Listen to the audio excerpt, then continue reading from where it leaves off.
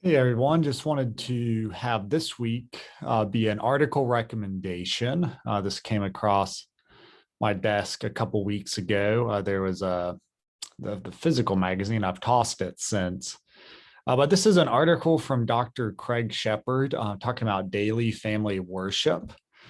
And some of y'all may be already doing this and just need encouragement in it because this is really hard, especially to be consistent in it, or you haven't done this and might be wondering, well, what are the benefits of daily family worship, especially if you already are faithful on Sunday morning and have Bible studies and kids are doing youth group. Well, my experience with this was definitely imperfect, as is everyone. My father would attempt to uh, after dinner when the family is still gathered and we haven't scattered yet to read a brief passage, and we would sing different songs, and it wasn't consistent all the time, and he would get busy with the school year. He was a teacher. And then my own experience has since been trying to do this with Anna, is we have time periods where we're consistent and we're reading Psalms or different chapters of the Bible and discussing for longer periods, and other times where it's much harder. And as Eliza gets a little older, she's part of it. So a lot of it's geared towards her now. So why do we do this? Well, this is part of the aspect of Deuteronomy 6:4 following.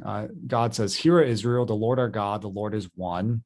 You shall love the Lord with all your heart and with all your soul and with all your might. And these words I command you today shall be on your heart." Now our hearts get distracted easily. We wander, and it is hard to do this. So we need the Spirit's help in it. So actually, in the context of it, how we do this is specified. It says, "You shall teach them diligently to your children and shall talk of them when you sit in your house and when you walk by the way and when you lie down and when you rise. You shall bind them as a sign on your hand, and they shall be as frontlets between your eyes. You shall write them on the doorposts of your house and on your gates."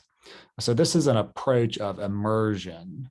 Of there's no one day that all this is going to happen, but we don't necessarily walk by the way, but we drive our cars around.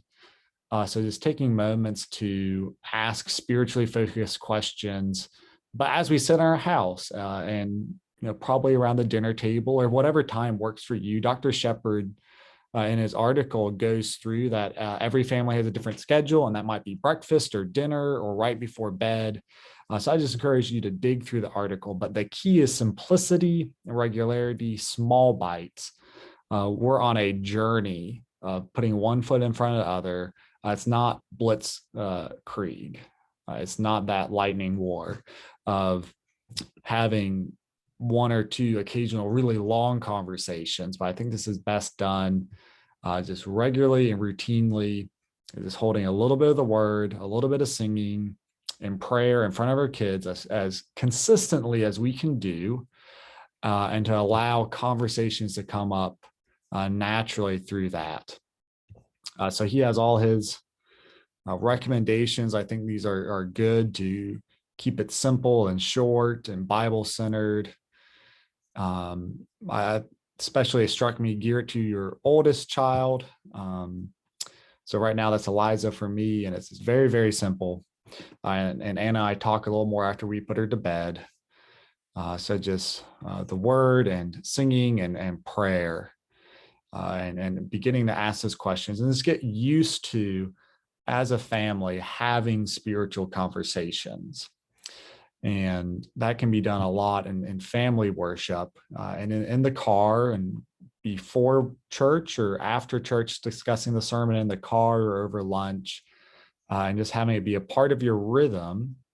You'll grow, your children will grow, and it's part of the Lord's blessing, as you see in Deuteronomy, to hide his word away in our hearts. So I would encourage this article to you.